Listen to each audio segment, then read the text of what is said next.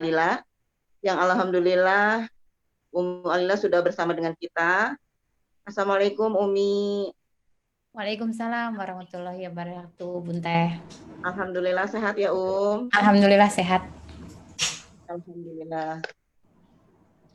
Salawat serta salam tercurah kepada Nabi besar kita, suri toladan kita, Nabi besar Muhammad SAW, kepada keluarganya, sahabatnya, dan mudah-mudahan kita tetap istiqomah menjadi umat beliau, selalu merindukan perjumpaan dengan beliau, selalu tetap berjalan di atas sunnahnya, dan mudah-mudahan kita termasuk umat yang mendapat syafaat dari beliau di yaumil akhir.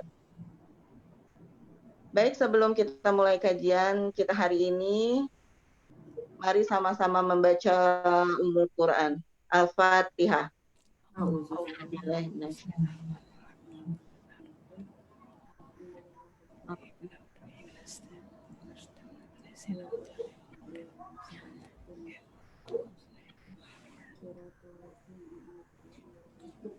Selanjutnya, pembacaan kalam ilahi, Quran Surat Ali Imran ayat 102 sampai 104 yang akan dibacakan oleh Bunda Desi. Kepada Bunda Desi, tafadholi.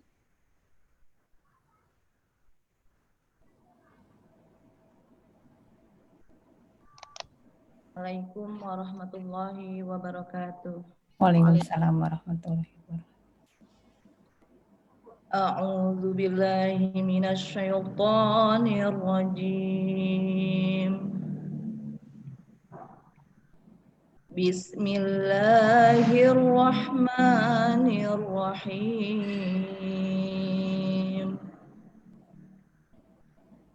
Ya ayyuhalladzina amanu taqullaha haqqa tuqatihi wa la tamutunna illa wa antum muslimun. Wa'tasimu bihablillahi jami'an wa la tafarraqu. Wadhkuru ni'matallahi 'alaikum idh kuntum a'daan fa'alafa baina qulubikum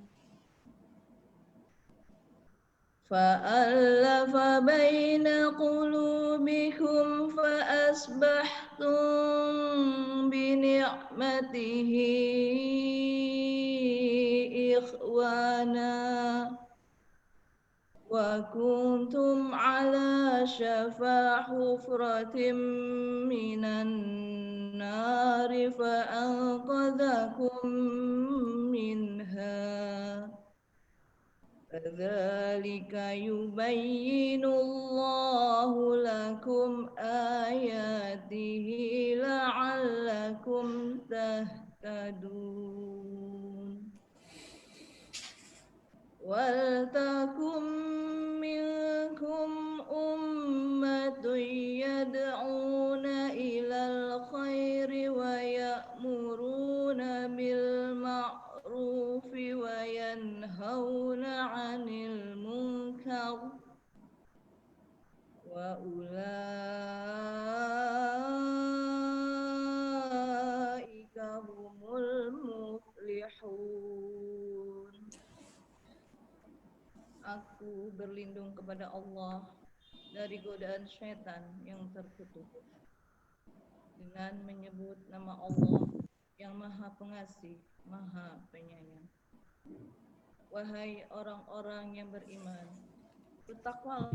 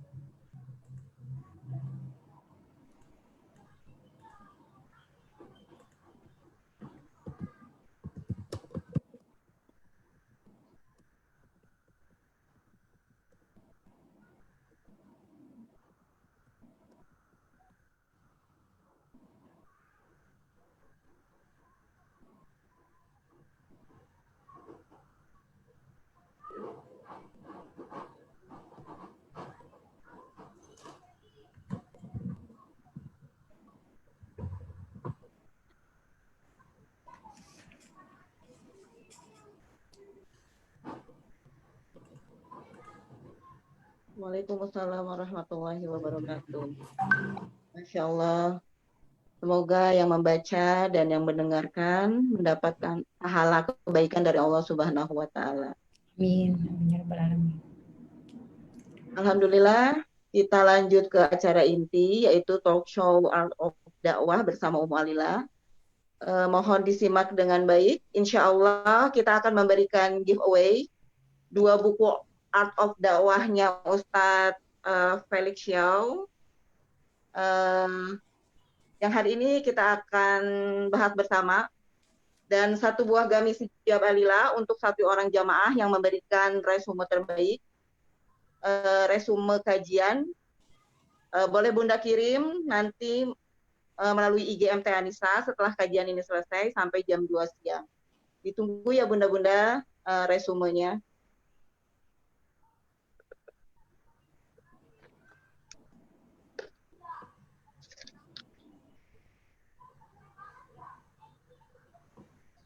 Sebelum kita mulai, saya mau memperkenalkan dulu pemateri kita hari ini. Tapi sih sebenarnya semua pasti udah pada tahu ya, siapa yang nggak kenal dengan Ummu Alila. Udah pasti semuanya pada kenal. Setiap kajian beliau itu jamaahnya Masya Allah. Waduh. Membawa magnet positif gitu loh Setiap Umi yang ngisi tuh pasti jamaahnya banyak. Masa sih Teh? Iya Beliau adalah istri Ustadz Felix Xiao, yang kita semua tahu bahwa beliau adalah Ustadz yang radikal romantis. Ada sih ya disebut ya. Beliau juga penggiat dan penggerak dakwah. Salah satunya adalah MT Anissa ini adalah di bawah binaan beliau.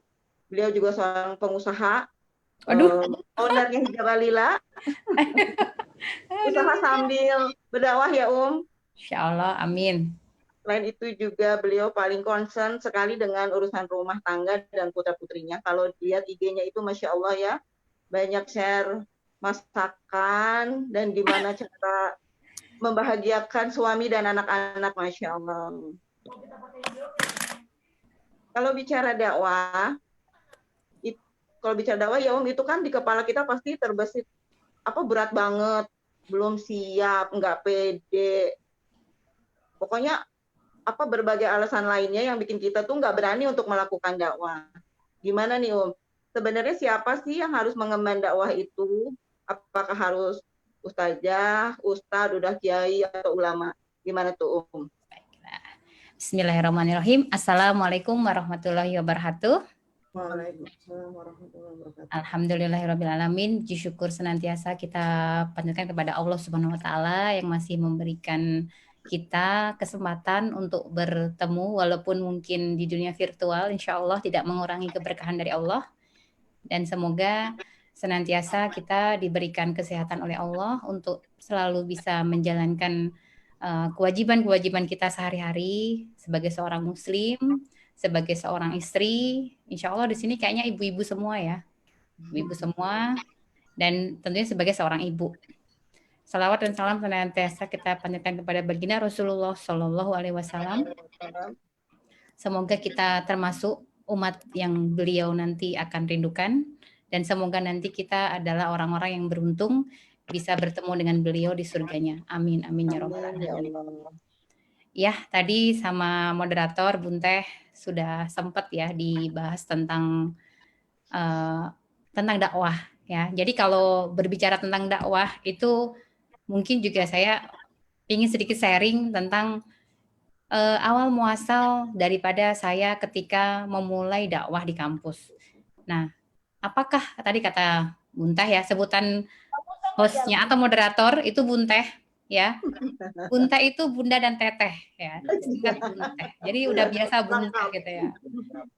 Gitu. Nah, jadi dalam hal dakwah tentu di kepala kita dulu ya, namanya dakwah itu kan kayak ustazah ya di depan panggung, kemudian di atas mimbar, atau mungkin ustadz, kiai,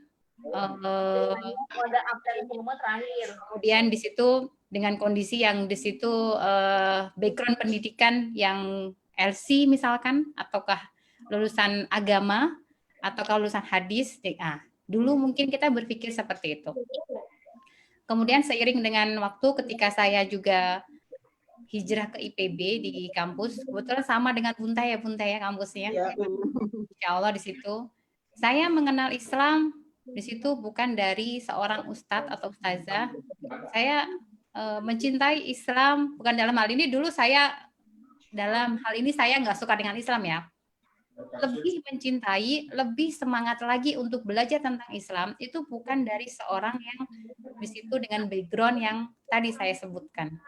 Ya, tapi saya mengenal Islam dari seorang pengemban dakwah, anak kampus. Kemudian di situ juga lagi studi di IPB. Kemudian di situ saya dengan sabarnya beliau membina saya. Untuk apa dia membina saya? Apakah karena dia ingin uang dari saya ataukah ingin sesuatu dari saya? Tidak. Ya. Dari situlah saya merasa bahwa ya Allah masih ada orang-orang yang seperti ini melakukan sesuatu tanpa mengharapkan sesuatu. Ya pasti mengharapkan sesuatu ya, tapi sesuatunya ini sesuatu yang nggak terlihat tuh kayak nggak masuk akal. Kayak apa nggak dia buang-buang waktu ya? Padahal dulu ketika di kampus kalau kita lihat bahwa ketika kuliah kan pingin dapat nilai bagus ya Teh ya. Kemudian dapat peringkat di kampus, kemudian dapat ya dalam hal ini bikin program-program kampus yang menarik sehingga kita bisa eksis di kampus. Tapi di tengah-tengah pendidikan di IPB ketika itu ternyata saya bertemu dengan orang-orang yang nggak jauh dari bayangan saya. Siapa mereka? Mereka aktivis-aktivis dakwah yang salah satunya yang berubah itu adalah saya. Berubah karena apa yang sudah mereka lakukan. Apakah dulu saya langsung bersyukur ketemu dengan mereka? Tidak. Saya dulu sempat yang nakal dulu. Sempat yang ibaratnya ngerasa kayak gini loh. Kalau ada orang yang kalau bisa jauh tuh ngandani. Tahu nggak ngandani Bun Teh? Ngandani tahu nggak Bun Teh? Apa tuh? Ngandani itu kayak menasihati. Oh, ya kan? Menasihati, kemudian apa-apa yang kita lakukan tuh kayak serba salah gitu ya. Karena dulu kita ngerasa, itu mah biasa aja sih, tidur habis subuh misalkan kan biasa banget ya. Dulu ya. Tapi ketika saya bertemu dengan mereka, dikandani, nggak boleh loh tidur itu setelah subuh gitu kan ya. Jadi gini gitu, panjang gitu kan ya. Kemudian habis maghrib disuruh ngaji. Kalau dulu kan mungkin habis maghrib kan kalau namanya habis anak kampus kan bisa jadi kan capek atau apa gitu kan ya. Kepinginnya masih nongkrong-nongkrong atau apa. Tapi gitu diadakan dalam hal ini baca Quran bersama. Ngaji bareng-bareng. Nah di situ awalnya saya juga ngerasa dalam hal ketika dinasihati itu kayak nggak langsung terima. Ngerasa bahwa ketika itu tuh kamu siapa sih? Kenapa sih kamu cerewet banget gitu loh? Kenapa sih kamu sampai ibaratnya ngedetailin aktivitas sehari-hari kita tuh kayak anak TK gitu loh, didetailin suruh sholat tahajud ya kan, disuruh setiap hari one day one ayat misalkan, nambah hafalan setiap hari, kemudian baju mulai disuruh berubah. Nah itu sempat yang namanya kesel nggak langsung dalam hal ini tuh seperti yang saya rasakan. Saya rasakan sekarang adalah ya Allah untung dulu saya ketemu dengan aktivis dakwah yang ada di IPB. Untung saya ketemu dengan orang-orang yang di situ mengajak saya untuk juga mengenal Islam seperti yang sekarang. Kalau enggak, mungkin saya nggak ketemu Ustaz Felix ya. Ini intermezzo gitu ya. Jadi dalam hal ini itu rasa yang baru saya temukan setelah mungkin nggak ketemu sama Mbak yang ngajak saya ketika saya masuk IPB dan mengenal Islam tersebut. Pas awal-awal juga saya ngerasa dalam hal ini nggak nyaman dengan beliau. Tapi ketika saya sudah jauh dari beliau, kemudian saya lebih lebih terjun langsung ke dunia dakwah, saya baru merasakan ya Allah semoga ini menjadi pahala jariah buat orang yang sudah mengajak saya tersebut. Ya, namanya waktu itu Mbak Ulfah, ya ingat banget, sabar banget beliau ya, ngemong, ngebimbing orang Brebes. Ada orang Brebes nggak di sini? Gitu. Jadi ketika itu terjadi, akhirnya saya juga digembleng sama ya kakak senior yang ada di IPB tersebut untuk juga beraktivitas sama dengan mereka. Mungkin di sini banyak kalau saya ketemu dengan orang atau teman-teman yang mengenal saya di sosial media itu ngira saya dari pesantren, dari lulusan pesantren teh. Padahal kalau Bun Teh dari pesantren nggak Teh? Enggak, Enggak ya. Tapi paling nggak background keluarga Islamnya tuh udah ada gitu ya. Kalau saya tuh orang Pati, kalau kata Ustaz Felix itu Pati itu terkenal dengan dukun. Ya, dukun, santet, benar gitu ya. Jadi kalau kata Ustaz Felix bilangnya kayaknya Abi tertarik sama Umi gara-gara disantet gitu ya. Gara-gara diguna-guna gitu kan ya. Jadi dalam hal ini Pati itu apalagi bagian selatan itu benar-benar bahkan mungkin menyebut Allah, menyebut Rasulullah itu jarang banget. Ya, kalau bagian utara masih ada lah pesantren-pesantren. Tapi bagian selatan tuh benar-benar kalau teman-teman yang tahu daerah Pati itu bagian selatan tuh jauh banget dari yang namanya agama. Nah, ketika itu saya dilatih untuk bisa juga berdakwah.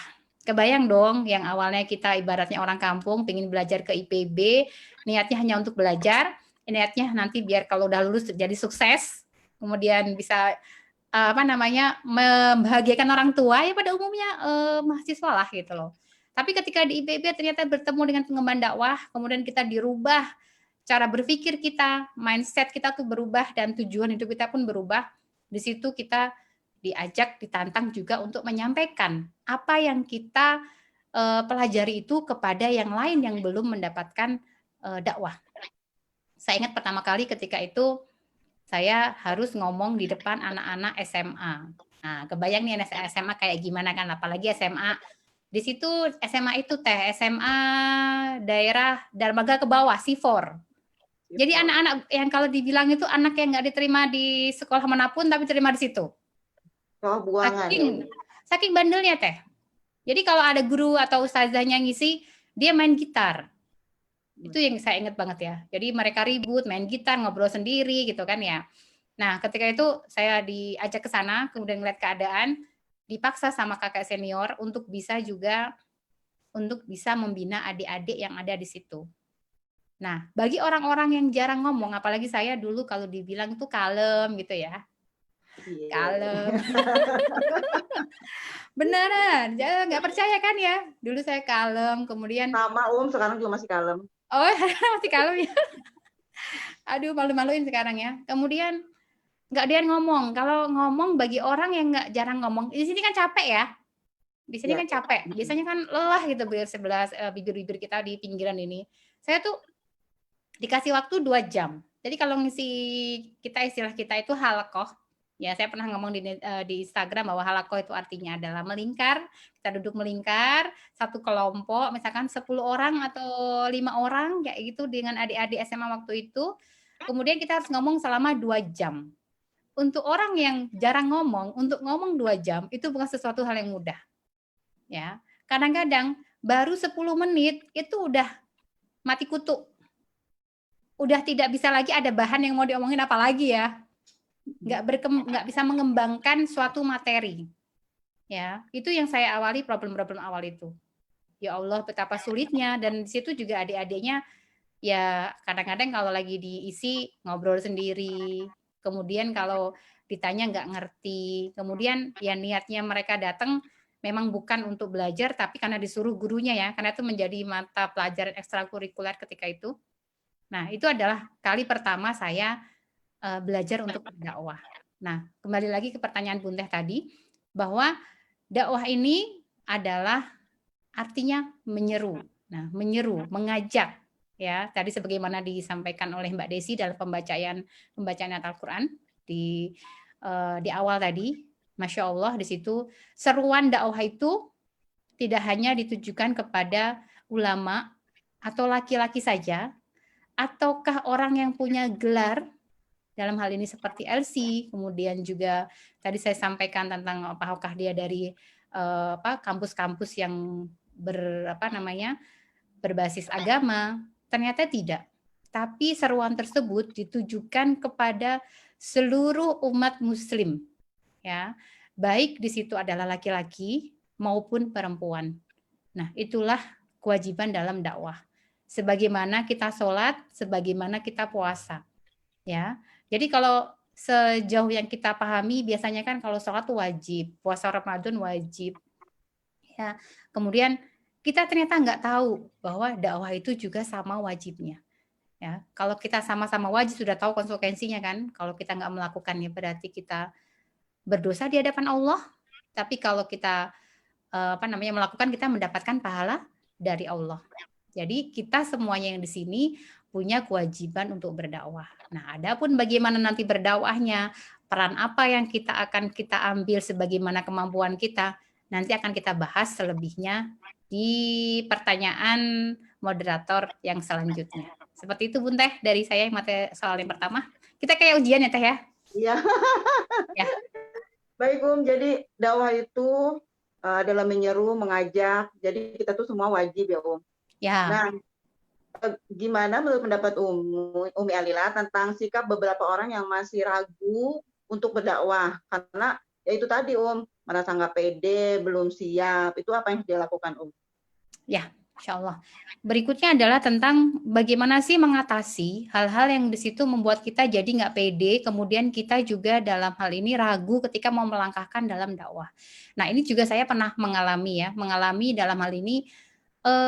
Problemnya bisa jadi karena kita pertama belum pernah mengawali. Itu pasti ada masalah kayak seperti itu. Ragu-ragu tuh pasti mengawali itu ada, ya. Kayaknya hampir nggak ada deh orang itu langsung hebat gitu kan ya. Tapi saya ada. Ustadz Felix tuh benar-benar saya malah kaget ya. Jadi ketika baru masuk Islam baru berapa hari langsung bikin kajian sore ketika itu. Saya juga kaget. Ya Allah kok bisa ya? Mungkin juga emang sudah hafal Al-Fatihah ya? Kayak gitu loh. Emang sudah bisa baca Iqra? Nah, gitu kan kalau pertanyaan waktu itu kan sempat muncul lah, kok bisa baru mu'alaf berapa hari langsung bisa di depan forum. Yang kita sementara yang sudah belasan tahun ketika itu sama sekali boro-boro gitu kan ya, jadi imam aja masih takut gitu, kita takut salah baca Al-Fatihahnya gitu kan ya. Nah, tapi beliau langsung ya berani, yaitu mungkin 1-2 orang yang bisa seperti itu ya. Saya termasuk orang yang di situ takut banget.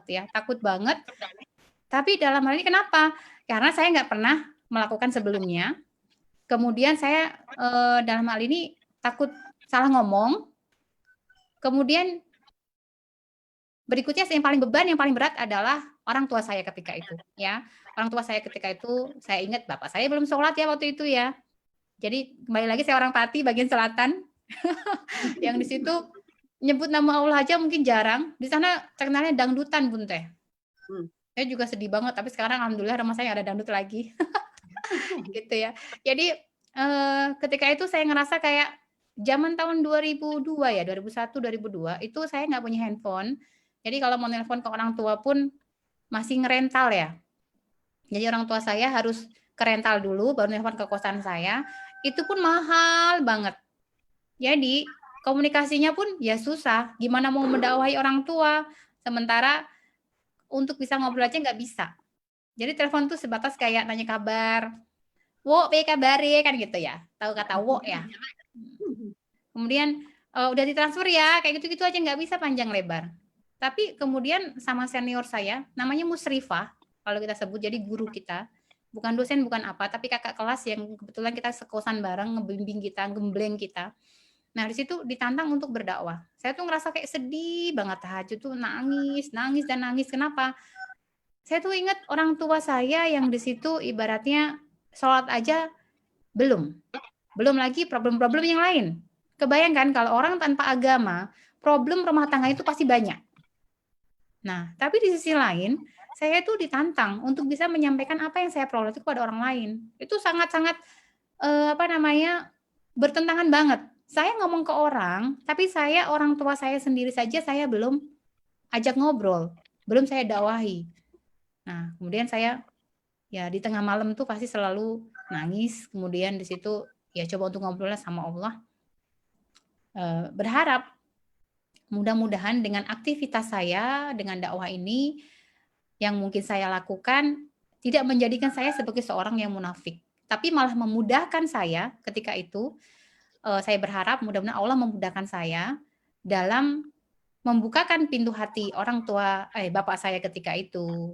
Kemudian juga ya ibu saya yang mungkin lebih biar bisa dalam hal ini lebih mencintai Islam, suka dengan kajian-kajian daripada dangdutan ya waktu itu ya. Nah, di situ semoga Allah memudahkan. Nah, makanya bismillah ketika itu ya saya jalan. Tapi tetap sedih nggak? Ya tetap sedih. Nggak mungkin nggak sedih. Pasti ada perasaan di situ rasanya, ya kita bunda-bunda kayak ibaratnya kita berdakwah deh bunda. Kemudian anak kita masih maksiat misalkan kan ya. Apakah kita akan nggak sedih atau misalkan kita meninggalkan dakwah? Kan nggak juga.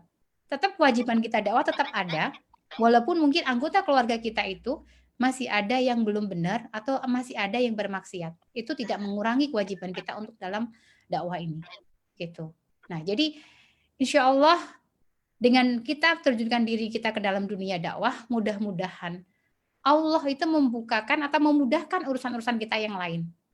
Nah, jadi kalau seandainya ilmunya kurang misalkan, coba untuk lebih memperdalam memperbanyak mendengarkan kajian-kajian, ikut halakoh, ikut komunitas dakwah yang memang komunitas dakwah itu bukan hanya taklim. Kebanyakan dakwah yang ada sekarang cuma kita datang ke masjid, kemudian 2 jam, kemudian pulang. Ya. Datang lagi berikutnya ke masjid, 2 jam, pulang. Hanya sebatas untuk memuaskan akal kita. Ya, tanpa ada dalam hal ini kewajiban dari ustadznya atau ustazahnya untuk menyampaikan kepada yang lain. Cari kelompok halakoh yang di situ ingin membuat kita tuh menyampaikan betapa Islam ini sesuatu yang luar biasa. Islam ini sesuatu yang rasanya kok sayang banget kalau hanya ada di kita saja. Kok rasanya saya nggak mau nih, saya ibaratnya kalau bunda-bunda nih ibaratnya ada sesuatu yang saya nih misalkan, ketika ke Istanbul, saya bertemu dengan banyak hal sejarah, situs-situs sejarah, yang saya tuh langsung melongo ketika melihatnya. Ya Allah, kok bisa ya masih ada bangunan kayak begini di tengah-tengah kehidupan sekuler yang ada di Turki. Kalau bunda-bunda MT Anissa pasti tahu, betapa ketika saya pulang dari Turki, kemudian saya tuh pingin banget sharing, dan menyampaikan apa yang saya lihat di sana kepada bunda-bunda yang ada di MT Anissa. Nah, begitu pun dengan Islam. Ketika kita tahu ilmu Islam, ketika tahu bahwa Islam ini adalah solusi dalam kehidupan kita, baik kita sebagai jomblo, wati, atau sebagai seorang istri, atau sebagai seorang ibu, itu pasti kita ingin menyampaikan kepada yang lain dan kita tidak ingin hanya sebatas sampai di diri kita sendiri. Nah, jadi dapatkan perasaan itu dulu di dalam diri kita, sehingga kita itu pasti ingin menyampaikan kepada yang lain. Nah, tentunya kita nggak bisa sendirian. Memang kenapa harus berjamaah? Kalau berjamaah akhirnya kita punya penyaluran apa yang harus saya lakukan supaya saya bisa ikut dalam dakwah. Tapi kalau kita hanya sebatas kayak di rumah, kemudian ke masjid, pulang ke rumah lagi, ke masjid lagi untuk dengerin, itu kita nggak akan bisa. Ya, cari komunitas ibu-ibu, komunitas emak-emak, apalagi emak-emak milenial sekarang ya, Masya Allah gitu loh. Jadi sekarang lebih canggih-canggih, lebih pinter-pinter untuk bisa berkontribusi dalam hal apapun untuk dakwah. Insya Allah akan Allah mudahkan. Dan kalaupun ada yang masih memiliki masalah keuangan, pasti sampai kita mati keuangan itu selalu ada. Ya, sampai kita mati yang namanya masalah keluarga itu pasti kita ada. Ya. Kalaupun kita lihat orang lain kok kayak hidup dia kok nyaman ya, kok enak ya, makanya kamu bisa ngurus dakwah. Jangan pernah berpikir seperti itu. Karena kadang-kadang ada orang yang pintar menyembunyikan musibah mereka. Ada orang yang pintar dalam hal ini menyembunyikan ujian-ujian mereka. Tapi ada orang yang suka ngember, ya, baru dikasih jerawat 1 aja. Waduh, gitu kan ya. Waduh, ini gimana jerawat saya? Saya harus ini nih, kontrol ke dokter kulit ya, Teh. Teka. Ada yang Teka, halo. Gitu ya. Jadi ada orang yang seperti itu. Tapi ada orang dikasih ujian, ya Allah, besok mau makan apa? Dia bisa menyembunyikan. Ya, kita nggak tahu kalau dia kesusahan. Ada orang seperti itu, Masya Allah. Ya, kenapa? Karena dia nggak mau ujian dia itu berkurang nilai pahalanya. Gitu loh. Nggak ngember di depan teman-temannya yang lain. Bisa menyebut segala sesuatu ya. Jadi intinya masalah kehidupan kita itu tidak akan pernah yang namanya habis. Kalau kita mau berdakwah setelah masalah kita selesai, sampai ajal kita diambil oleh Allah pun masalah tidak akan pernah yang namanya selesai. Ya, Seperti itu pun Teh dari saya, panjang ya jawabannya. Ini Ya. Nah kita kan hari ini bahasnya tentang art of dakwah ini. Ya. Mungkin ada beberapa di antara bunda-bunda yang hadir di sini itu masih ada penasaran ingin mengetahui lebih jauh art of dakwah itu apa, sebenarnya seperti apa gitu. Ya.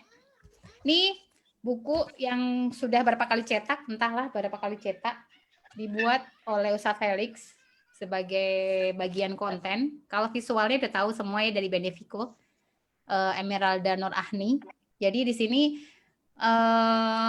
sebuah karya yang di situ sampai sekarang juga saya senang banget kalau menyampaikan materi ini juga, karena memang sekarang sangat penting sekali untuk disampaikan, sebagaimana ketika kita mengikuti dunia sosial media. Jadi buku ini ARDA kita singkat atau Art of Dakwah, seni dalam berdakwah. Nah, kita ngelihat sekarang kalau dari sisi baik sosial media ataupun lihat di TV, bagaimana tampilan-tampilan yang menarik dengan tampilan-tampilan nggak yang menarik. Pasti kita suka sesuatu yang menarik, ya. Jadi kalau di buku ini dibahas bahwa kenapa sih kalau Islam atau pengajian itu harus sesuatu yang biasa, sesuatu yang di situ seolah-olah ya seperti itu pakemnya gitu loh. Nah, seolah-olah yang dalam hal ini yang unik-unik, kemudian yang seru-seru, yang heboh-heboh, itu seolah-olah itu pasti bukan dari Islam. Nah, sehingga anak muda ini ketika ngelihat sesuatu yang berbau dengan Islam atau sesuatu yang berhubungan dengan Islam itu jadi tidak menarik. Kemudian jadi mereka itu lebih cenderung dengan hal-hal yang bukan dari Islam, ya. Jadi kayak misalkan ya karya-karyanya orang Jepang yang di situ visualnya ngeri-ngeri banget ya Teh ya, orang-orang Jepang. Kemudian kalau sekarang yang heboh tuh Korea gitu ya. Jadi mereka menampilkan karya-karya mereka yang sangat indah dan di situ kontennya benar-benar jauh dari Islam, itu menarik banget.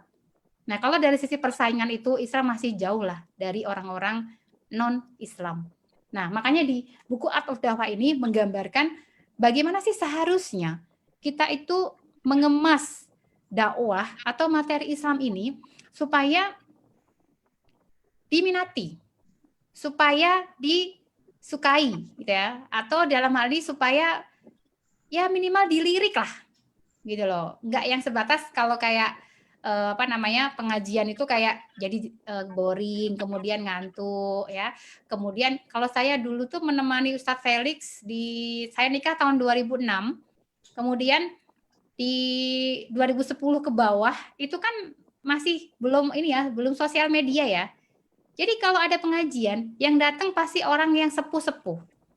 Orang yang sudah berumur, yang ibaratnya itu nggak tahu deh besok pasti ada apa enggak gitu. Gitu ya. Jadi itu kenyataan benar. Dan yang datang pun bisa dihitung dengan jari berapa orang yang hadir.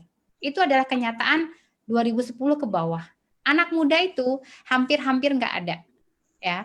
Jadi ketika sosial media ada, itu benar-benar merubah segalanya. Merubah segalanya, ya. Kenapa? Nah, di dalam buku Art of Dakwah ini gitu ya. Jadi sini kita lihat di bagian kesimpulan terakhir, mungkin ada yang pegang, silahkan. Di sini dituliskan. Langsung kesimpulannya kita ya. Enggak. Karena kalau dibedah semua, itu butuh waktu lama banget kalau per bab. Jadi di sini disimpulkan bahwa kunci yang dapat kita simpulkan dari satu buku ini, apa hal penting yang harus kita perhatikan itu ada 4. Yang pertama adalah visual, yang kedua adalah online, yang ketiga adalah generasi muda, yang keempat adalah wanita. Ya, jadi visual. Kenapa harus visual? Ya, karena berdasarkan penelitian, orang yang menyampaikan sesuatu dengan cara visual itu cenderung lebih bisa dipahami dengan mudah dan menarik. Ya, siapa yang sudah membaca buku ini dan di situ baca itu langsung pasti nggak ngantuk, nggak boring. Ya, ada yang belum baca? Teh Eka udah baca belum? Kan terus ya di ujungnya. Ini menarik banget ya buku ini. Jadi aku baca segini aja, aku ulang lagi, itu paling berapa menit sih selesai. Tapi kita langsung bisa paham, langsung bisa mengerti, karena penuh dengan visual. Ya, kita nggak bisa baca kontennya aja, kita udah bisa membaca dari visual-visual diagram yang udah dibuat di buku ini. Tapi kalau kita baca buku yang full tulisan, itu cenderung kita ngantuk. Jadi obat ngantuk ada dengan baca buku. Siapa yang setuju dengan itu? Ya, saya Nah, setuju pun kan ya. Nah, kalau mau ngantuk, baca buku deh. Langsung deh tidur.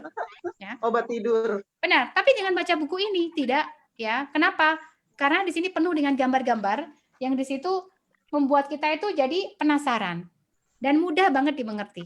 Ya, 65% dikatakan di dalam buku ini bahwa dengan penyampaian visual itu orang akan lebih mudah untuk bisa paham. Ya, paham plus menarik pasti ya. Tapi kalau mungkin dengan cara tadi dalam bentuk tanpa visual itu cenderung orang lebih pertama minatnya kurang, yang kedua belum tentu mereka paham. Jadi visual ini sesuatu hal yang memang harus diutamakan. Ya. Apalagi zaman sosial media sekarang, ya. Sekarang cari kafe itu bukan lagi untuk minum kopinya. Ayo, untuk apa sekarang? Untuk foto-foto. Instagramable ya carian. Ya kan? Iya, Teteh kan suka begitu kan Teteh kan? Iya. Gitu. Jadi yang mana yang Instagram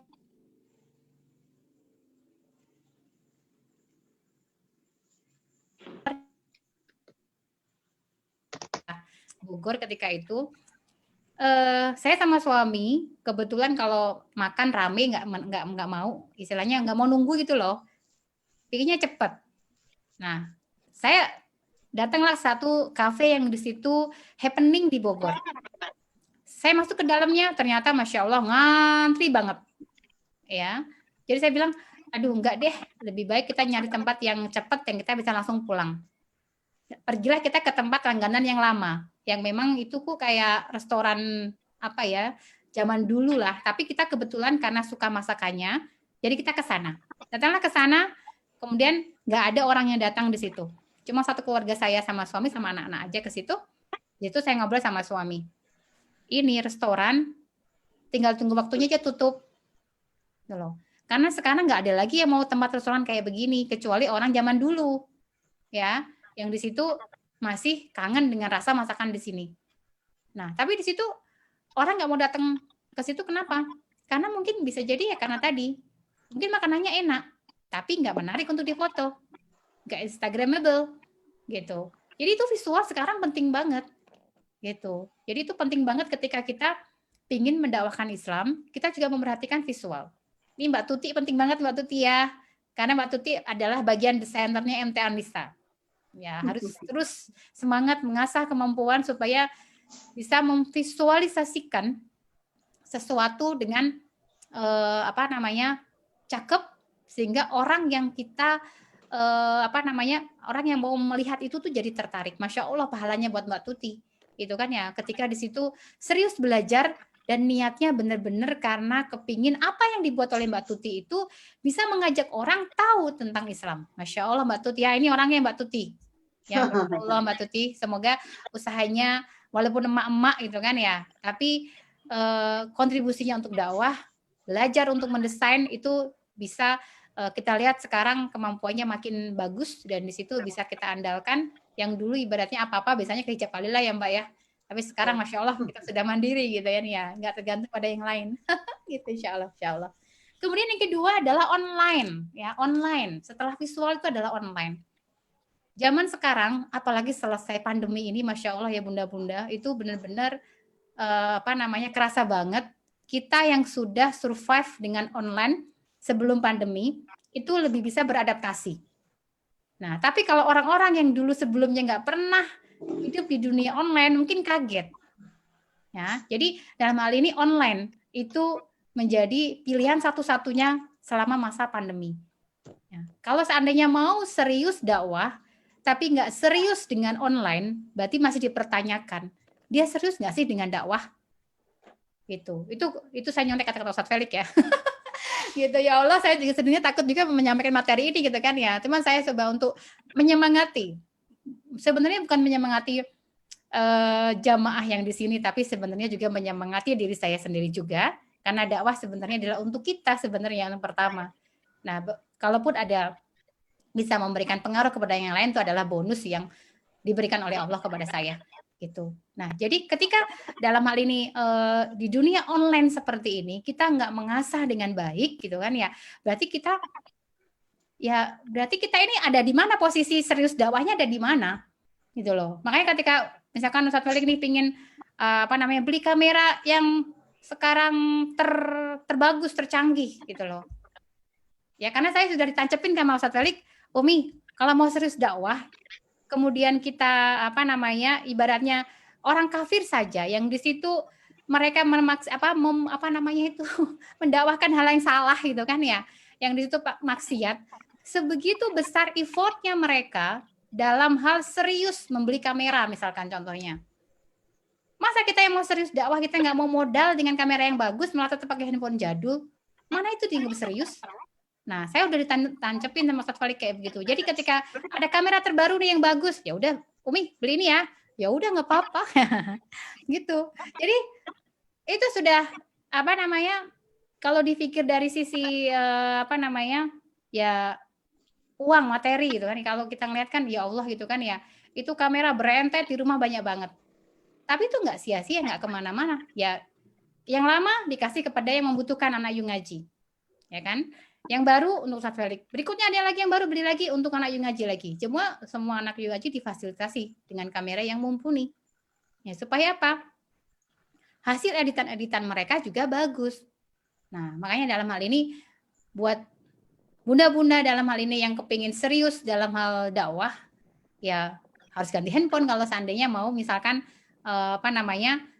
memberikan foto-foto, kemudian editan-editan yang di situ mungkin video-video yang mungkin perlu dengan hasil yang bagus supaya bisa menampilkan yang di situ dengan kualitas yang terbaik ketika kita mau upload atau kita mau dalam hal ini menyampaikan materi-materi yang membutuhkan HP dengan kualitas yang bagus. Kalau perlu kamera lebih bagus lagi. Karena secanggih-canggihnya handphone tetap kamera yang terbaik. Gitu. Jadi ketika misalkan suami mau keluar untuk keperluan dakwah ya harus kita support. Walaupun mungkin kita ya uang kita pas-pasan misalkan atau kita memang budgetnya pas-pasan, tapi memang jelas itu belinya untuk apa? Untuk dakwah, insya Allah bismillah. Mungkin kesannya kayak kan cuman kamera doang, kan cuman handphone doang. Tapi ingat ya Bunda, sekarang tanpa kita sadar banyak orang yang di situ kenal dengan dakwah, kenal dengan Islam. Kita nggak tahu nih dari mana, tapi yang pasti secara online efeknya tuh luar biasa besar. Ya, efek online itu sangat luar biasa. Nggak ada batas gitu loh. Tapi kalau zaman dulu yang mendapatkan dakwah mungkin orang yang hanya sebatas datang ke pengajian. Tapi yang kantoran, kemudian yang hanya sibuk di rumah, nggak sempat ke pengajian, mereka nggak seberuntung kita. Tapi sekarang siapapun bisa mengakses dakwah lewat sosial media. Nah itu, secara online adalah sesuatu, jadi nggak ada pilihan ya, nggak ada pilihan mau online apa nggak online. Karena sekarang semua online, jadi kita harus serius juga di online. Kemudian generasi muda, yang ketiga adalah generasi muda. Ya, berdasarkan yang sudah baca buku ini, pasti sudah membaca diagram terkait dengan jumlah pengguna sosial media. Ya, 18 sampai 25 itu tetap terbanyak.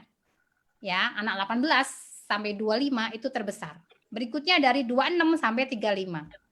Kita gimana ini, Bun Teh? Bagaimana dengannya? Kita udah termasuk yang nggak disebutkan di situ. Ya Allah gitu kan ya, sedih banget gitu kan ya. Jadi dalam hal ini generasi muda itu terbesar. Sehingga dalam hal ini adalah potensi besar yang harus digarap oleh orang-orang yang di situ serius dengan dakwah. Anak muda. Ya, anak muda ini adalah aset yang paling menentukan ke depan generasi umat Islam itu mau jadi seperti apa.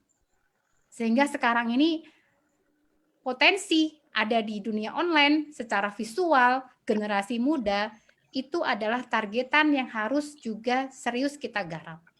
Ya, generasi muda. Sehingga nanti harapannya, kalau saya dulu adalah anak yang kenal dengan dakwah ketika usia 18, sehingga sampai detik ini saya udah berapa ya? Udah 35 ke atas lah yang pasti.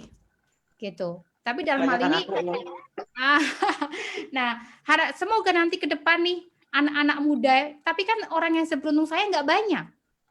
Ya, yang mengenal dakwah seberuntung saya nggak banyak. Ketika di kampus ya 2002-an itu, ya Allah, yang mungkin dari satu angkatan yang suka dan interest dengan komunitas dakwah halaqah, liqah, paling berapa orang? Nggak sampai 10%. Itu pun terbagi. Ada yang tarbiyah, ada yang hizbut tahrir, liqah, halaqah, kan gitu kan ya. Jadi sedikit banget yang tertarik dengan dakwah. Ketika tahun itu ya, yang belum ada sosial media. Tapi ketika sudah ada sosial media, Masya Allah, ya, lebih meluas lagi orang dengan dunia dakwah. Nggak harus masuk sebuah harokah. Mereka sudah tertarik dengan komunitas-komunitas dakwah, dan di situ mereka sekarang, ya efeknya beda banget dengan tahun 2000-an awal itu, waktu itu. Ya, jadi ini adalah efek daripada generasi muda yang mulai mengenal dakwah. Nah, jadi dulu itu kalau yang menghidupkan masjid sekarang adalah orang tua sepuh-sepuh, tapi sekarang Masya Allah, ya, anak-anak muda berkontribusi. Kalau saya suka menemani Ustadz Felix ya, ketika ke pengajian-pengajian itu, nggak lagi orang-orang tua yang datang, tapi anak-anak muda yang mereka itu ibaratnya, ya Allah, pengusaha-pengusaha muda, ya, kemudian bukan lagi orang tua yang sepuh, tapi anak-anak muda yang tertarik dengan dakwah, nanya Ustadz, bagaimana dengan ini Ustadz, saya bisa berkontribusi untuk apa Ustadz, itu banyak banget. Yang itu keadaan umat tuh seperti itu sekarang. Nah, jadi kenapa? Karena mereka sudah tahu dan generasi muda ini sudah terkena semangat dakwah untuk bisa memberikan kontribusi. Tapi mereka nggak harus dengan dakwah ngisi loh ya. Macam-macam mereka. Ya, macam-macam kontribusinya mereka. Nggak harus muncul seperti Ustadz Felix, itu nggak harus muncul seperti itu. Orang di balik layar yang nge-shoot ya video-video itu juga berkontribusi luar biasa dalam dakwah. Nah, jadi macam-macam kontribusi mereka dalam dakwah generasi muda sekarang. Kemudian yang terakhir itu adalah wanita. Ya, wanita. Wanita, sebagaimana kita ketahui bahwa wanita adalah orang yang paling memegang handphone paling sering. Coba bandingkan ya, kita dengan suami kita. Coba Bun Teh dengan Ayah Ait bagaimana? Ya kan ya? Updatean mana? Ayah punya Instagram nggak Bun Teh? Nggak punya. Nggak punya kan ya? Nah, yang lain juga pasti sama kebanyakan. Ya, pasti ini emak-emak nih yang lebih sering update, kemudian nge-share tulisan. Kalau laki-laki tuh cenderung cuek ya. Mungkin baca sih, tapi nge-share tuh masa bodoh lah kayak gitu kan ya. Masih sebatas sibuk kerja. Ya kan ya, masih sebatas di situ belum sampai yang istilahnya kayak kita nih emak-emak yang sangat tertarik banget, dan ketika ada ustadz idolanya diancam atau apa langsung marah-marah gitu ya. Itu kalau saya paling depan. Iya, saya lihat di Instagramnya Ustadz Felix itu kalau lagi dibully sama orang sebelah itu kan ya, yang Ustadz Felix diam gitu kan ya, ini mamanya yang rocos gitu kan ya, yang ngomong banyak banget yang ngebelain gitu kan ya. Jadi dalam hal ini potensi paling besar antara pria dengan laki-laki itu tetap adalah seorang wanita.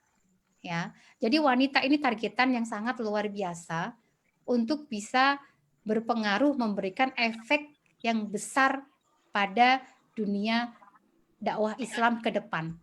Bukan hanya sebatas untuk menjadi ini ya, pendidik anak ya, atau dalam hal ini ngurus rumah, ngurus anak, enggak hanya sebatas itu. Tapi di dunia online itu ibu-ibu ternyata efeknya lebih besar dibandingkan bapak-bapak ya. Kalau ada tulisan yang nge-share lebih seringnya ibu-ibu. Kemudian kalau ada pengajian sekarang lebih ramean ibu-ibu. Ya, itu Bun Teh ya, itu ramai banget sama ibu-ibu sekarang. Ya, jadi kalau kayak Ustadz Felix nih ngisi pengajian, Masya Allah yang dibawa pulang apa? Sabar-kabar kue. Ya, kue snack gitu kan ya. Yang paling happy si Koko misalnya ya. Gitu. Jadi di situ dari siapa? Dari mama jamaah semua. Gitu. Jadi mereka efeknya luar biasa. Ibaratnya menjadi ke depan itu ibaratnya akan menjadi the power of emak-emak lah. Yang dalam hal ini tentunya perlu ya serius juga dakwah yang menyentuh ranah emak-emak juga. Ya, misalkan di sini keberadaannya untuk membahas materi-materi yang berhubungan dengan seorang istri, yang berhubungan dengan seorang perempuan sebagai seorang muslimah, itu juga kita perlu tingkatkan. Kenapa? Karena kebanyakan yang mantengin dunia online itu adalah wanita. Sehingga kita juga harus menggarap ranah perempuan atau wanita di dunia sosial media. Gitu Teh. Jadi out of dakwah ini kesimpulannya adalah ketika mau serius dakwah, itu juga kita perlu serius mengemas dengan cara yang menarik. Gitu, supaya ini menjadi penghubung antara pendakwah dengan yang didakwahi. Menjadi konduktor, penghubung. Sehingga penghubung ini harus sesuatu yang menarik dulu. Kalau nggak menarik, nanti orang nggak tertarik lagi. Sehingga kita harus serius dalam mengemas supaya itu menjadi sesuatu yang menarik. Seperti itu Bun Teh untuk buku ini. Baik Tadi Umi bilang kan, wanita itu targetan paling efektif. Nah, di buku ini juga kan tadi udah Umi bahas bahwa dakwah itu harus dikemas semenarik mungkin. Harus kreatif, harus inovatif, mengikuti perkembangan zaman. Aku juga yakin sih mama di sini tuh mama sosial media, mama zaman now. Kalau disuruh dakwah di sosial media itu insya Allah bisa. Tapi masalahnya itu kan nggak semua emak itu bisa melakukan visualisasi dakwah seperti di buku. Atau juga mereka bisa, tapi nggak sempet karena waktunya habis untuk keluarga dan ngurusin anak-anak. Nah, kalau gitu, apa yang mesti dilakukan, Ya, ini untuk ibu-ibu ya. Ini langsung praktisnya apa sih yang harus kita lakukan ketika kita sudah ngebahas out of dakwah ini, ya. Jadi, ada ibu-ibu yang di sini punya potensi atau ketertarikan dengan dunia desain. Nah, itu bisa mengasah kemampuannya untuk bisa berkontribusi untuk dakwah. Misalkan habis selesai pengajian ini nih, apa nih yang bisa kita buat secara visual yang nanti kita akan tampilkan, kemudian kita upload, kemudian kita sebarkan apa yang kita peroleh ini di akun kita masing-masing. Ya, itu kalau kita punya kemampuan. Kalau nggak ada kemampuan, apa yang kita lakukan? Kita bisa dengan cara nge-share. Ya, nge-share sebanyak-banyaknya tulisan yang sekiranya akan memberikan pengaruh kepada teman-teman kita. Kita punya WA grup. Hah? Repost ya? Ya, jadi di situ bisa kita manfaatkan akun kita. Jadi akun kita itu jangan hanya untuk ngepoin belanja online ya bunda-bunda gitu ya. Atau hanya sebatas resep masakan. Itu aku banget ya. Begitu. Tapi kita juga harus bermanfaat. Apa yang bisa kita gunakan sehingga handphone kita yang sekarang kita punya ini gitu loh. Itu memberikan pahala buat kita. Apa yang bisa kita lakukan? Ya tadi, kita nge-share tulisan-tulisan ustadz atau ustazah siapa yang kita anggap akan bisa memberikan kebaikan buat orang yang mungkin belum membacanya.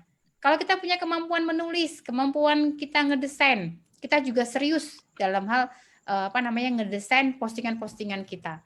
Ya, jadi kita jangan beranggapan follower kan cuma dikit Nah, kalau semua beranggapan kayak begitu ya kita nggak bisa maju-maju kan ya. Kita nggak bisa memberikan kontribusi. Makanya gimana biar postingan kita ini juga nambah follower, kemudian juga bisa bermanfaat kepada orang lain ya. Sebisa mungkin kita ngemasnya supaya cantik. Ya, sesuatu yang berat itu bisa dibuat menjadi ringan kalau kita tampil dengan cantik.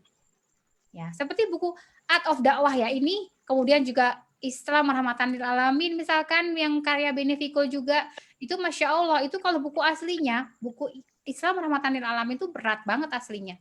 Tapi ketika dibuat visual, ya buat teman-teman yang mungkin tertarik, itu sangat mudah dipahami. Sehingga di situ membantu banget buat teman-teman yang mungkin susah untuk kalau membaca tulisan tok. Gitu. Sehingga ketika ibu-ibu ini punya kemampuan mereview itu ya sebanyak-banyaknya lah dilakukan dengan akunnya masing-masing baik di Facebook, Instagram, ya kemudian Twitter kalau masih punya. Nah, untuk ibu-ibu yang misalkan punya uang banyak nih, ya yang uangnya nggak berseri kalau teman saya katanya bilang begitu ya. Atau dalam hal ini punya modal, mungkin bisa mendanai orang-orang yang di situ punya kemampuan editing video, desain grafis itu loh. Itu untuk mereka juga membuat karya-karya dakwah. Ya, kita bisa berkontribusi untuk itu. Ya, kemudian juga bisa anaknya juga misalkan punya minat di sana, ya, minat dalam hal visual atau mungkin ngedesain, editor video. Sekarang itu menjadi hal yang sangat penting banget di zaman sekarang, zaman online, zaman milenial sekarang. Itu juga bisa diarahkan anaknya itu juga supaya bisa berkontribusi untuk dakwah dengan cara yang tadi yang visual, bisa jadi editor video, dengan konten-konten dakwah yang mungkin bisa memberikan mereka manfaat, gitu ya. Jadi peran kita tuh banyak banget, intinya kalau seandainya kita punya keinginan untuk berkontribusi untuk dakwah, itu pasti selalu ada jalan. Ya, pasti ada cara untuk kita bisa memberikan kontribusi kita untuk dakwah. Insya Allah. Gitu aja Bun Teh. Iya baik. Masya Allah. Pasti di sini bunda-bunda yang hadir udah greget banget nih pengen nanya sama Umi. Kita kasih kesempatan jamaah untuk bertanya ya Ya, insya Allah. Baik, kepada bunda-bunda yang ingin bertanya silahkan. Saya minta kepada Mbak Yanti untuk memilih penanyanya. angkat tangan aja kali ya, Res.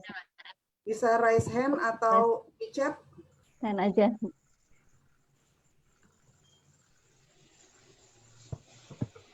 Saya ingatkan kembali, akan ada giveaway untuk 2 orang penanya yang beruntung, yaitu buku Ustadz Felix, Art of Dakwah.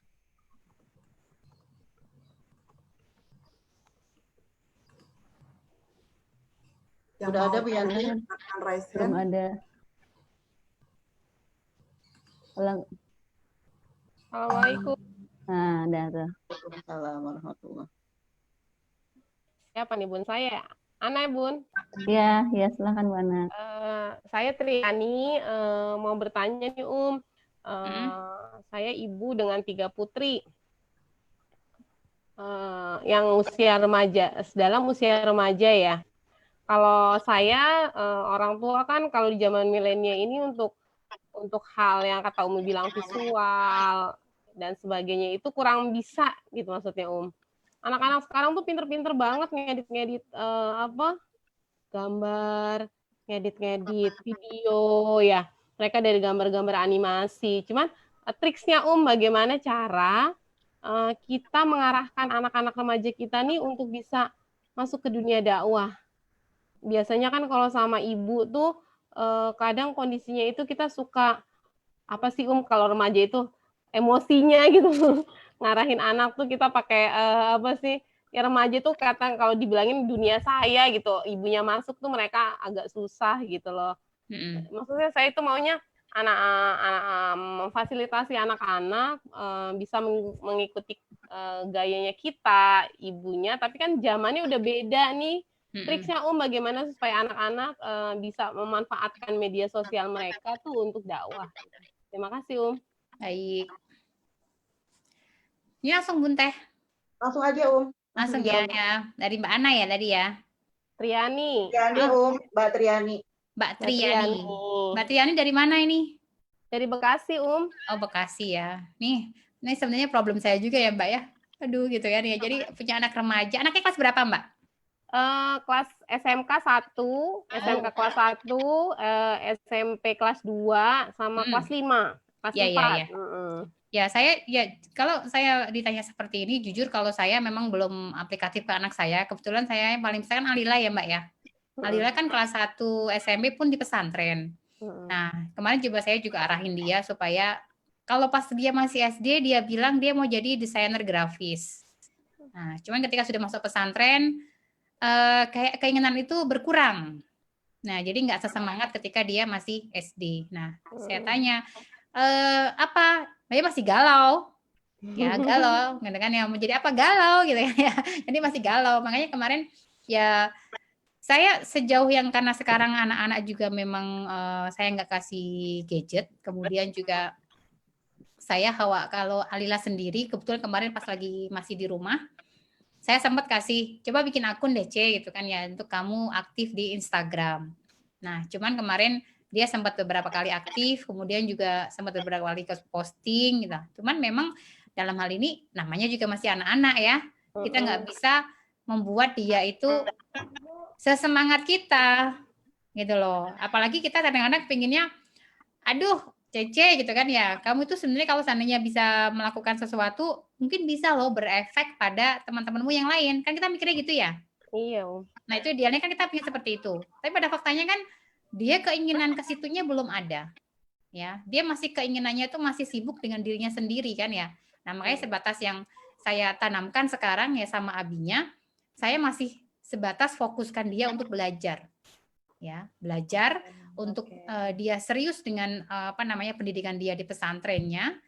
Dalam hal ini ya karena dia di pesantren, tapi mungkin kalau Mbak Triani yang anaknya nggak di pesantren bisa jadi dialihkan ke membentuk sebuah komunitas. Kalau saya secara pribadi kemarin memang bikin Yuk Ngaji Muda ya Mbak ya di daerah Cengkareng. Yuk Ngaji Muda. Tapi karena pandemi memang nggak aktif lagi. Saya juga berpikiran gitu Mbak. Jadi ketika anak-anak ini berkumpul, itu anak-anak dari bunda-bunda MT Anissa ini juga. Nah, kemudian saya minta dari pengisinya siapa? Anak-anak Ijab Alila, karyawan Alila.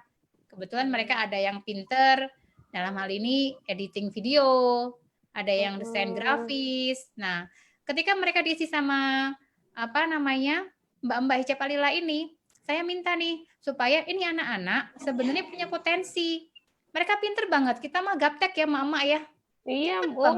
Mereka belajar. Tapi alhamdulillah nih anak-anak ya jangan kita nggak usah dia berharap anak kita itu benar-benar udah jadi kayak orang yang benar-benar istilahnya nggak ada salah tuh nggak mungkin ya Mbak ya. Pasti tetap aja yang anaknya bunda-bunda yang Ranisa ini juga ada problem gitu kan ya. Anak saya mungkin karena nggak dikasih handphone jadi problemnya lebih terminimalisir gitu kan ya, karena nggak ada akses gitu kan ya. Tapi problemnya apa? Misalkan game ya, kemudian TikTok, ya kan, kemudian ngefansnya biasanya sama selebgram yang aneh-aneh kan gitu kan ya. Bener, Telegram tuh banyak. Bener, nah atau misalkan K-pop itu kan pasti ada problem. Jadi yang ibu-ibu di sini juga sama Mbak, mereka juga sedang berjuang gitu kan ya supaya anaknya ini juga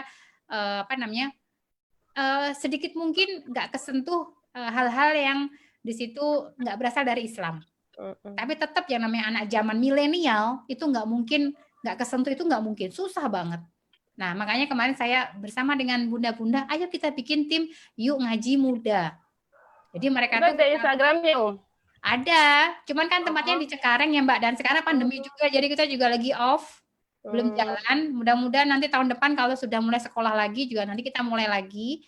Nah di situ anak-anaknya kita kumpulin, kita pisahin, ada yang masih SD, ada yang mulai SMP, ada yang SMA, kita bentuk grup-grup halakoh kecil-kecil gitu. Kemudian di situ yang sudah besar biasanya yang SMA ini kemarin saya minta bisa nggak latih mereka itu untuk berdakwah ringan gitu kan ya, ringan untuk menyampaikan sesuatu yang mereka peroleh dalam bentuk video, atau mereka minta edit sendiri, kemudian mereka nanti bisa upload di akun Yuk Ngaji Muda. Saya sih kemarin idealnya bikin kayak gitu ya Mbak ya, biar Yuk Ngaji Muda tuh punya bahan uploadan, sehingga di situ mereka ya, energi mereka itu bisa diluapkan dan bisa disalurkan, kan gitu ya sebenarnya. Iya sebenarnya Mbak, sayang sebenarnya itu. Nah, saya sebatas itu usaha saya kemarin. Mungkin Mbak bersama dengan bunda-bunda yang lain yang komunitas dakwah juga, ayo kita ngumpulin anak-anak kita yuk gitu kan ya. Karena kalau mereka bersama dengan temannya cenderung mereka itu lebih tertarik. Iya benar Gitu. Jadi itu yang saya lakukan di area Cengkareng ini. Problem apa sih tetap ada, namanya anak muda ya. Anak muda kalau nggak ada masalah tuh karena anak muda berarti. Jadi Mama insya Allah yang di sini sedang berjuang juga saya kayak Mbak. Bisa membentuk ya anak-anak kita supaya berkontribusi untuk dakwah ketika mereka sudah waktunya. Karena SMP, SMA ini masa-masa yang menurut saya juga memang nggak mudah ya Mbak ya. Gitu. Makanya sekarang kalau saya bisa sih sebisa mungkin kalau yang nggak pesantren anaknya diminta untuk ikut liko ya. Untuk lakoh ya, cariin di situ untuk komunitas-komunitas yang di situ biar kepribadian mereka itu sehari-hari juga terjaga dan selalu diingatkan untuk terus dekat dengan Al-Quran. Kalau Iya, yang terima pesantren kasih, insya Allah Um. lebih ketat kan kalau pesantren ya. Iya, iya. Udah keluar SMP-nya pesantren tuh. Nah, masuk Ah. SMK-nya SMK IT sih. Ah, ya Udah insya Allah. kebentuk sih, maksudnya kalau Instagram sih lebih mereka saya pegangin apa, masukin ustadz tuh saya masukin ikutin entah mereka mau nonton mau enggak Ya insya Allah itu usaha kita ya. Yang penting saya add aja deh, saya Benar, follow aja para ustadz gitu. Iya, Umu benar. juga Ali lah, itu udah banyak tuh. Malah ngefansnya, Bu, ayo beli baju Umu Alila gitu kan. Masya Allah. Jadi promosi. Terima kasih. tapi belum kesempetan nih, mereka mah ayo Bu sekali-sekali dong katanya. Iya nanti bakal ada giveaway ya Mbak ya, giveaway yang nanti ngasih review di Instagram biar dapat insya Allah. Ya. Terima kasih terima kasih. Sama-sama Mbak. Ya, Waalaikumsalam warahmatullahi wabarakatuh. Ya, Teh. Ya baik, ada yang bertanya lagi? Kalau belum ada, ini ada yang masuk ke chatroom nih dari Fikria. Assalamualaikum, mau tanya Kebetulan saya lagi kuliah, mungkin emang sudah banyak dari kalangan anak muda yang aktif untuk memposting konten-konten dakwah dengan berbagai kreativitasnya. Pastinya dakwah banyak tantangannya ya Nah, gimana caranya untuk terus istiqomah dalam men-share-nya yang mungkin untuk awal-awal dari yang share masih belum dilihat oleh banyak orang atau masih ragu untuk isi kontennya. Jazakallahu khair. Ya, insyaallah. Ya, bagaimana supaya tetap istiqomah ya. Kadang-kadang kita kan ngerasa ketika yang apa kita buat nggak ada yang lihat ya, yang aku buat nggak ada yang tertarik. Mungkin itu adalah problem di mana awal-awal kita memulai dakwah. Nah, makanya dalam hal ini saran saya, sebagaimana saya juga melakukan sehari-hari, bagaimana tim Alila juga ibaratnya mungkin kalau tim Hijab Alila teman-teman kenal lah di situ ya orang-orang yang mungkin ada background secara pendidikan ya, secara desain grafis, kemudian juga ada editor video. Nah, di situ mereka juga coba untuk menggodok ya materi-materi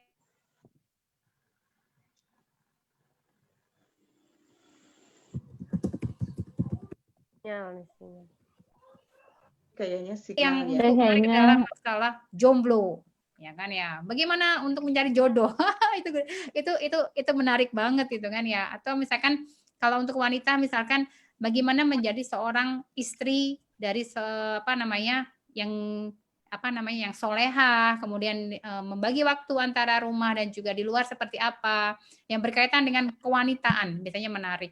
Nah, makanya dalam hal ini tema atau materi yang mau kita sampaikan itu pun juga harus materi yang di situ membuat orang lain interest. Ya, jadi jangan cuma sebatas modal kita, ini materi bagus nih, materi yang harus disampaikan. Ini harus disampaikan karena ini ada sesuatu hal yang di situ wajib gitu kan ya. Nah, kita lihat dulu nih, yang kita dakwai siapa guys gitu kan ya. Jadi kalau kita hanya modal semangat, kemudian kita istilahnya harus ini dan kita nggak belajar audiens kita tuh siapa. Kita harus tahu dulu audiens kita, mat'u dakwah kita, atau yang kita dakwah itu siapa. Kita juga harus pelajari. Ya loh. Jadi kita nggak bisa misalkan jamaah kita ini masih orang awam banget. Jangankan masalah kewajiban berdakwah. Bagaimana mereka mandi wajib aja nggak tahu caranya, misalkan kan ya. Jadi kita juga harus mengetahui keadaan mat'u dakwah kita tuh seperti apa. Nah, itu juga harus kita pahami sehingga konten-konten dakwah kita juga harus yang kita pikirkan juga. Jadi nggak hanya visual yang menarik, tapi juga konten dakwah juga harus kita pilih dalam hal ini yang mat'u butuhkan. Mat'u itu ya targetan dakwah ya berarti ya. Gitu. Nah, jadi dalam hal ini itu juga penting. Terus bagaimana kita itu istiqomah? Nah, kita harus membentuk sebuah komunitas, kita harus bergabung. Kita tuh dakwah nggak bisa sendirian teman-teman. Kita harus bareng-bareng. Nggak bisa sendirian. Ya mungkin bunda-bunda hadimatnya MT Anissa juga sekarang udah kebayang kan ya. Kalau mungkin nggak bersama-sama di MT Anissa berjamaah, kita juga bingung gimana ya caranya aku dakwahin orang ya. Gitu loh. Gimana ya caranya aku bisa memberikan kontribusi diriku untuk dakwah. Ya kalau kita misalkan punya uang, Kita bisa untuk berikan untuk dakwah, oke. Kita punya pikiran untuk dakwah, oke. Ya, kita punya waktu diberikan ibaratnya hanya untuk misalkan ada pengajian nih, aku mau goreng pisang goreng deh. Ya Allah, mudah-mudahan ini bisa bermanfaat untuk jamaah. Itu juga sesuatu hal yang bagian daripada dakwah gitu. Jadi ketika berjamaah nanti kita insya Allah akan lebih terjaga. Ingat ya teman-teman, berjamaah, bergabung dengan komunitas, bergabung dengan teman-teman yang di situ ada di sekitar kita. Insya Allah pasti ada. Kalau nggak ada gimana Ayo bikin, menjadi pionir. Tapi zaman sekarang kayaknya lebih mudah dia mendapat komunitas.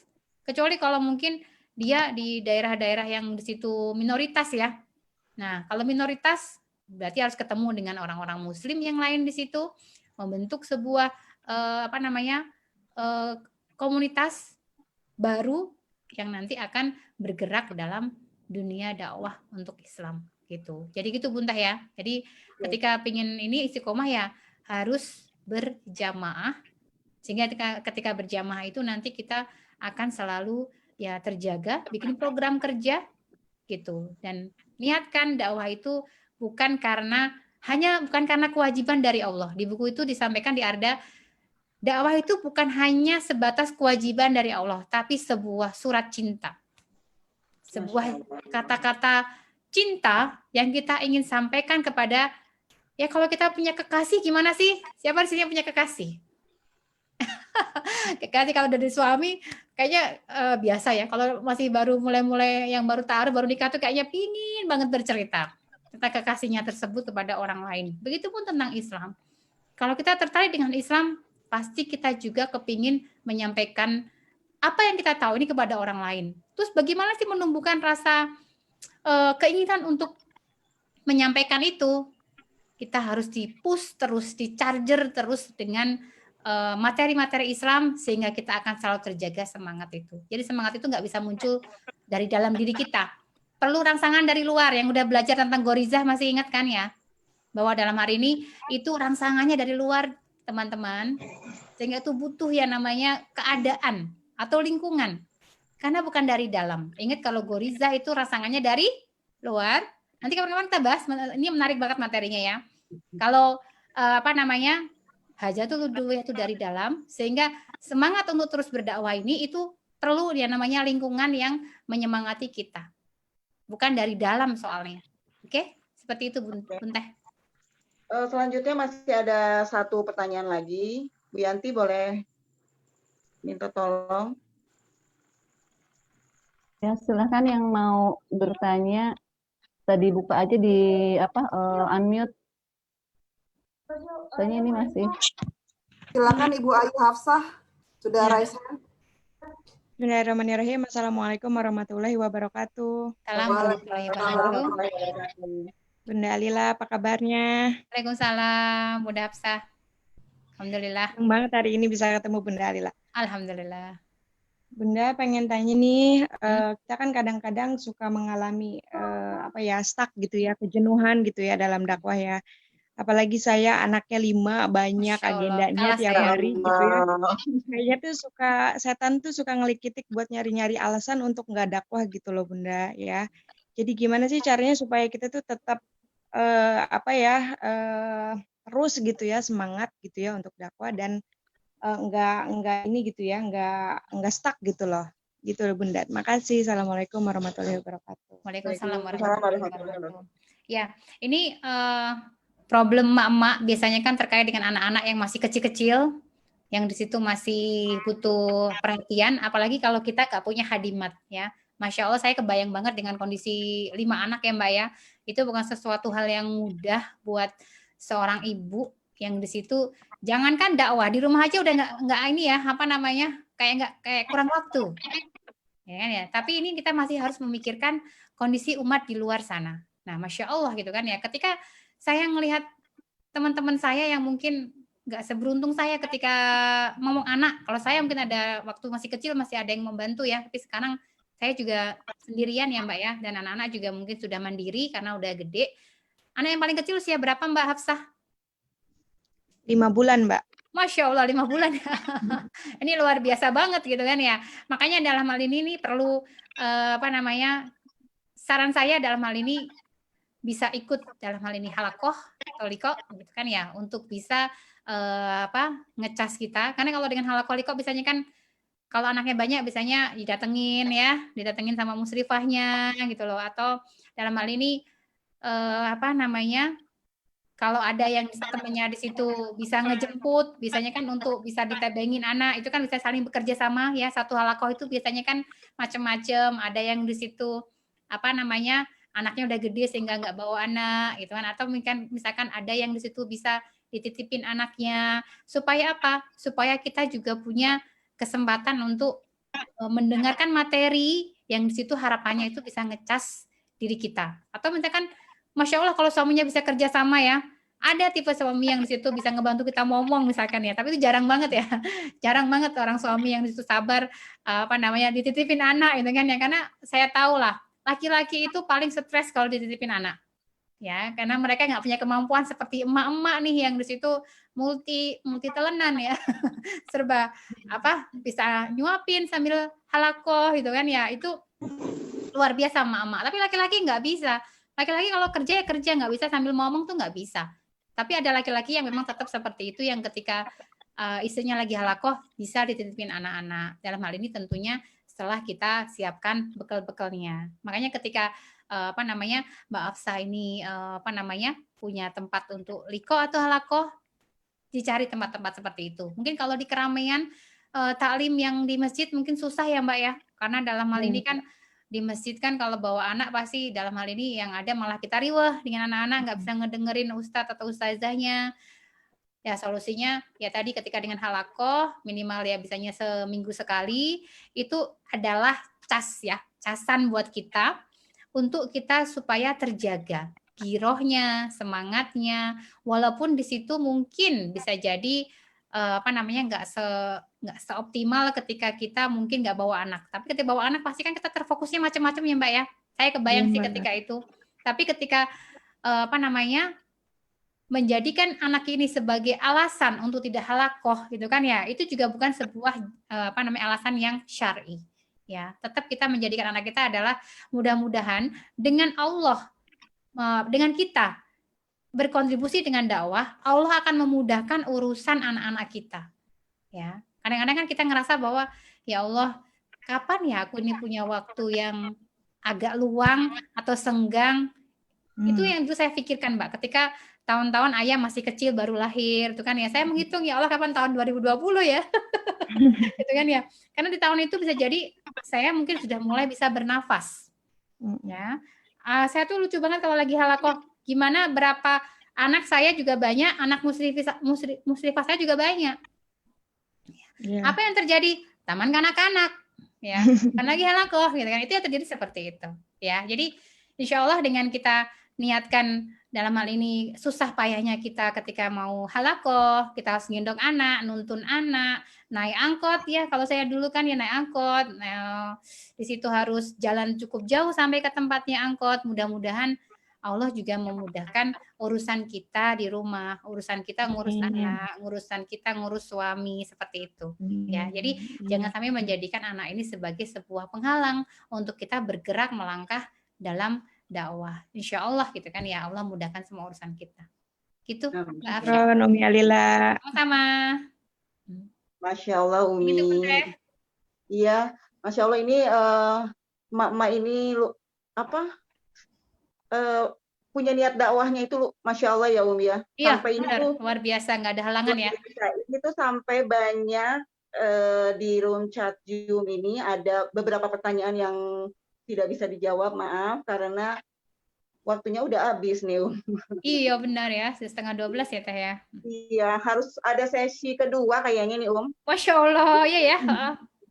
Baiklah. Iya. Udah, alhamdulillah talk show kita sudah selesai. Boleh minta closing statement mungkin Ya insya Allah. Ya, jadi closing statement-nya adalah ada 2. Yang pertama, buat nih kita emak-emak ya, tadi Mbak Afsah sedikit menginspirasi saya untuk bikin closing statement. Kalau jomblo dalam hal ini keren dalam dakwah itu biasa. Yang keren itu kalau kita emak-emak ya, emak-emak dengan anak banyak, tapi serius dengan dakwah. Ya, kenapa ya? Beda dong. Kalau jomblo kan masih hanya ngurus diri sendiri kan ya. Tapi kalau ibu-ibu nih, Masya Allah, ya udah ngurus suami, ngurus anak ya nggak pernah 24 jam kan ngurus mereka kan ya. Tapi masih ngurus umat itu baru luar biasa, Insya Allah ya. Yang kedua tadi, kalau mau serius dakwah zaman now, zaman sekarang itu mau nggak mau harus tadi serius di dunia online. Ya, online. Tentunya bukan hanya kita aktif di online tapi juga kita serius dalam mempersiapkan properti-properti yang mumpuni untuk kita menyampaikan dakwah kita di sosial media atau via online. Kalau kita serius mau dakwah, itu tetap dalam hal ini online kita adalah fokus yang utama di zaman sekarang. Begitu Teh, Insya Allah. Baik Alhamdulillah. Kayaknya dipikirkan lagi nih para hadimat untuk ada session kedua karena waktunya masih kurang banget. Ini masih banyak yang bertanya apa begitu dahsyatnya kekuatan dakwah itu ya dakwah Rasulullah sehingga 100 tahun setelah beliau wafat Islam itu membentang dari Eropa sampai Persia. Masya Allah, ya. Terus sekarang siapa lagi yang harus memperjuangkan Islam, melanjutkan estafet dakwah Rasulullah demi tegaknya kejayaan Islam. Semoga kita semua bisa menjadi bunda-bunda yang cerdas, menginspirasi, dan bisa meneruskan dakwah Rasulullah. Amin, insyaallah. Semangat berdakwah ya bunda-bunda. Jazakillah khair atas waktu dan ilmunya. Sama-sama. Semoga apa yang disampaikan bermanfaat. Amin. Membawa perubahan yang baik untuk umat, Amin. juga menjadikan nama soleh umi kelak yaumil akhir. Amin, insyaallah. Baik, sebelum kita tutup, kita dengarkan dulu doa penutup yang akan dibawakan oleh Bunda Eli. Kepada Bunda Eli, tafadholi.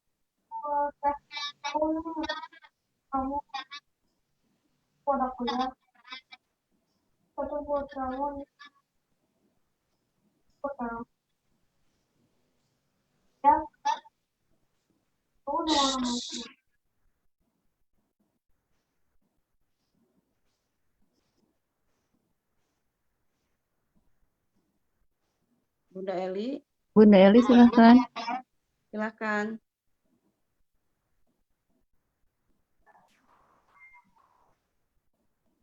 Assalamualaikum warahmatullahi wabarakatuh. Waalaikumsalam warahmatullahi wabarakatuh. Bunda-bunda yang dirahmati Allah, marilah kita sama-sama bermunajat, berdoa kepada Allah, memohon kepada Sang Ilahi Rabbana. Dan semoga Allah ridho dan menjawab semua doa-doa kita. Bismillahirrahmanirrahim. Astagfirullahaladzim. Astagfirullahaladzim. Alhamdulillahirabbil alamin. Hamdan yu'afi ni'amahu wa yukafi mazidah. Ya Rabbana lakal hamdu kama yanbaghi li jalali wajhika karim wa 'azimi sultanik. Allahumma shalli wa sallim wa barik ala sayyidina Muhammad wa ala alihi wa sahbihi ajma'in.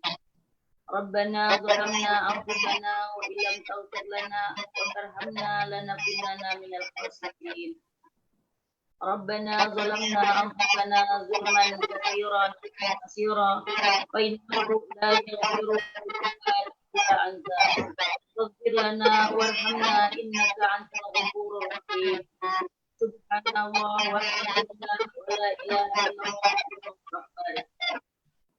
Ya Allah, kami bermohon kepadamu ya Rabb, jika ada di antara hamba-hambamu yang hadir di majelis ini datang membawa lumuran dosa, jangan biarkan kami meninggalkan majelis ini kecuali Engkau telah ampuni dosa-dosa kami.